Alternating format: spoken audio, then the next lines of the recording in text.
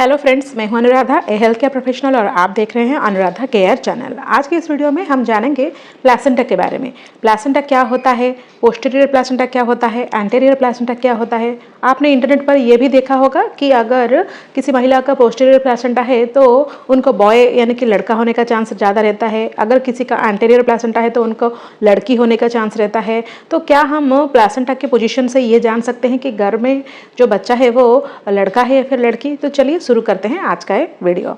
माँ बनना एक महिला के लिए बहुत ही सुखद अनुभव होता है। जब आप प्रेगनेंसी टेस्ट किट में 2 पिंक लाइन देखते हैं, आपका खुशी का ठिकाना नहीं रहता। लेकिन उसके बाद जब धीरे धीरे प्रेगनेंसी डेवलप करने लगता है, फिर हर माँ के मन में ये जानने की उत्सुकता रहता है कि उनके घर में लड़का है या फिर लड़की है। तो वो इंटरनेट पर या फिर कुछ दूसरे सोर्स से ये पता लगाने की कोशिश करते हैं कि उनके घर में लड़का है या लड़की। वैसे इंटरनेट पर बहुत सारे ऐसे थ्योरीज अवेलेबल है जिससे कि ये बताया जाता है कि अगर ये साइन दिखाई देता है तो आपके घर में लड़का है, या फिर ये साइन दिखाई देता है तो आपके घर में लड़की है। लेकिन आपको मैं यहाँ पर बताना चाहती हूँ कि आपके घर में लड़का है या फिर लड़की है, ये सिर्फ और सिर्फ अल्ट्रासाउंड से ही पता चल सकता है। लेकिन अल्ट्रासाउंड के थ्रू बेबी का जेंडर रिवील करना हमारे इंडिया में ये बिल्कुल भी बैन है, क्योंकि बहुत सारे जो कपल्स है वो लड़की जानने के बाद उसको अवॉइड करने की कोशिश करते हैं। लेकिन अगर आप फॉरेन कंट्रीज में रहते हैं तो ये आपको पहले से ही बताया दिया जाता है। तो चलिए पहले आज की इस वीडियो में हम जानते हैं कि प्लेसेंटा क्या होता है।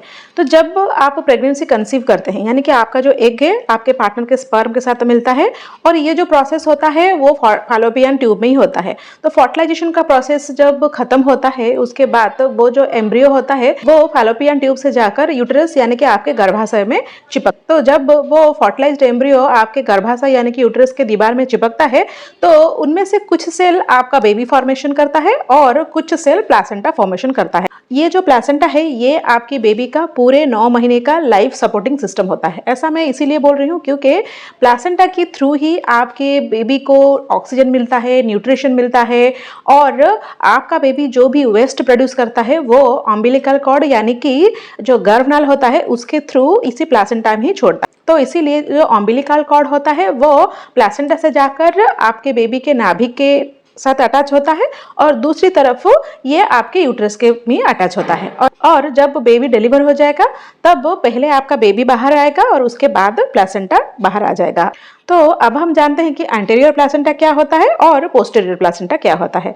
तो जब वो फर्टिलाइज्ड एम्ब्रियो जाकर यूट्रस में चिपकेगा, वो वहीं पर भी चिपक सकता है। यूट्रस एक त्रिकोणीय टाइप का स्ट्रक्चर होता है, तो वो आपके यूट्रस के आगे की तरफ भी चिपक सकता है या फिर पीछे की तरफ भी चिपक सकता है।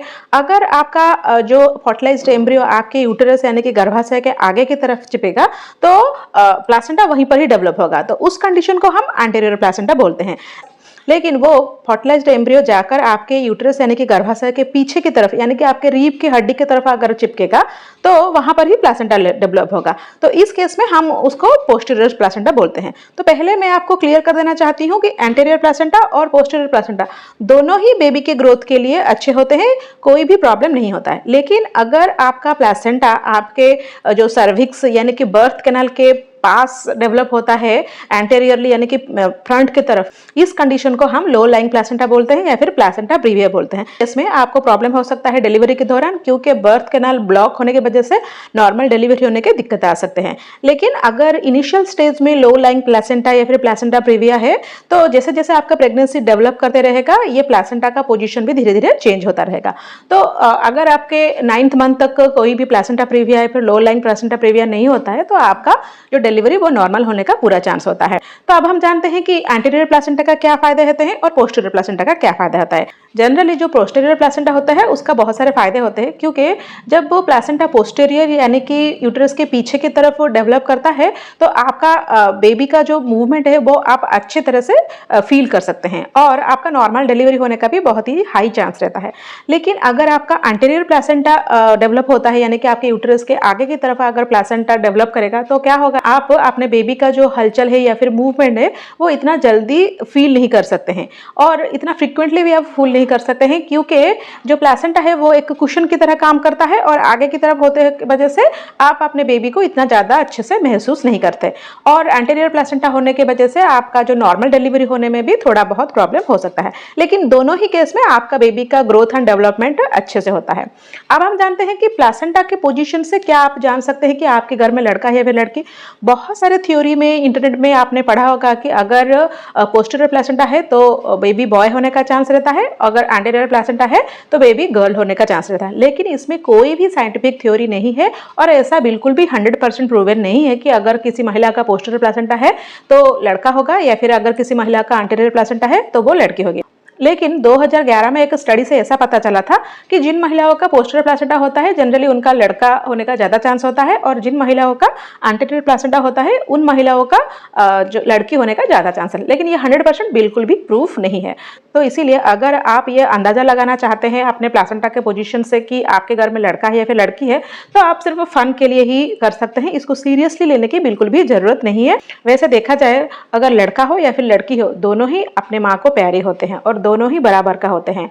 आजकल लड़का और लड़की दोनों सभी क्षेत्र में आगे हैं। वैसे देखा जाए तो लड़की बहुत सारे केसेस में आगे निकलते जा रहे हैं।